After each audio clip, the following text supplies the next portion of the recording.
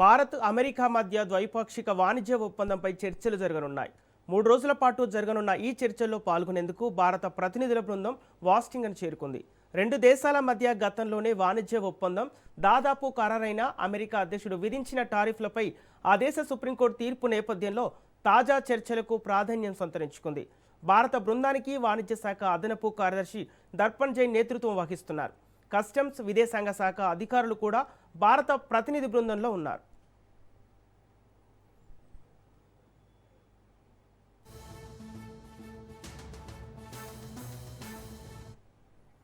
ఫిబ్రవరి 2026లో Bharat America మధ్య చారిత్రాత్మక మధ్యంతర వాణిజ్య ఒప్పందం కుదిరింది.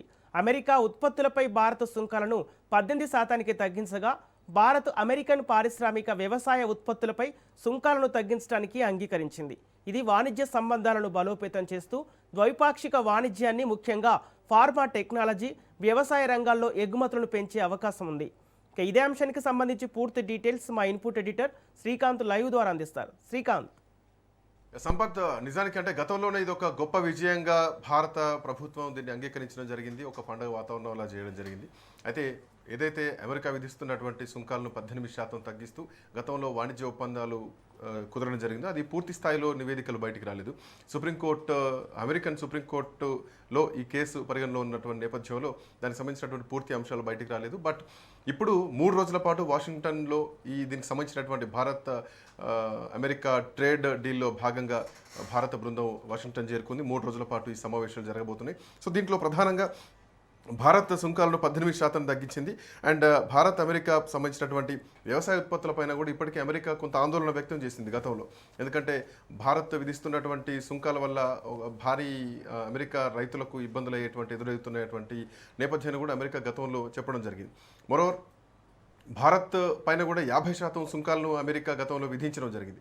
సో దాన్ని కాస్త ట్రేడ్ డీల్లో భాగంగా 18% దాన్ని తగ్గిస్తూ అమెరికా నిర్ణయం తీసుకుంది. అయితే దీనికి సంబంధించినటువంటి అధికారిక చర్చలు జరగబోతున్నాయి. ఈ వాణిజ్య ఒప్పందానికి సంబంధించినటువంటి పూర్తి వివరాలు ఈ 3 రోజుల్లో పూర్తి అంశాలు కూడా బయటకు వచ్చేటువంటి అవకాశం అయితే కనిపిస్తుంది. సో అంటే ఇప్పుడున్నటువంటి పరిస్థితుల్లో అమెరికా వస్తువులపైన భారత్ విధిస్తున్నటువంటి టారిఫ్లు ఏవైతున్నాయో అవన్నీ కూడా నాన్ టారిఫ్ సంబంధించి ఒక 0 చేయబోతున్నది అన్నది కూడా తెలుస్తోంది. సో అట్లా చేస్తే అమెరికా నుంచి ఇంకా చాలా వస్తువులను కూడా మనం దిగుమతి చేసుకునేందుకు, అంటే కొనుగోలు చేసుకోవడానికి కూడా భారత ప్రధానమంత్రి నరేంద్ర మోదీ గతంలో అంగీకరించడం జరిగింది. సో దానికి సంబంధించినటువంటి పూర్తి విషయాలు కూడా, అంటే ఏ వస్తువులపైన 0 ట్యాక్స్ రాబోతుంది, టారిఫ్ రాబోతుంది అనేది కూడా పూర్తి వివరాలు బయటికి రావాల్సినటువంటి అవసరం ఉంది. సో ఆల్మోస్ట్ $500 బిలియన్, అంటే సుమారు 45,22,000 కోట్ల రూపాయలకు సంబంధించినటువంటి విలువైనటువంటి ఫ్యూయల్ కానీ, లేదంటే టెక్నాలజీ కానీ, లేదంటే బొగ్గు కానీ, ఇవన్నీ కూడా ఉత్పత్తులు ఉన్నాయి. సో వీటి వల్ల భారత్ నుంచి జరిగేటువంటి ఉత్పత్తులు కాబట్టి ఇవి ఒకవేళ 0 టారిఫ్ తోటి వస్తే అమెరికాకి లాభం జరగబోతుందంటూ కూడా, అమెరికా రైతులకు కూడా ఇది చాలా ఉపయోగకరంగా ఉంటుందంటూ కూడా ఇప్పటికే డొనాల్డ్ ట్రంప్ ఈ విషయాన్ని తన ట్రూత్ పోస్ట్లో షేర్ చేయడం జరిగింది. సో ఈ 3 రోజులకు సంబంధించినటువంటి ఈ చర్చలతో టారిఫ్లు 18%, అమెరికా విధిస్తున్నటువంటి టారిఫ్లు 18%కి రాబోతున్నాయి.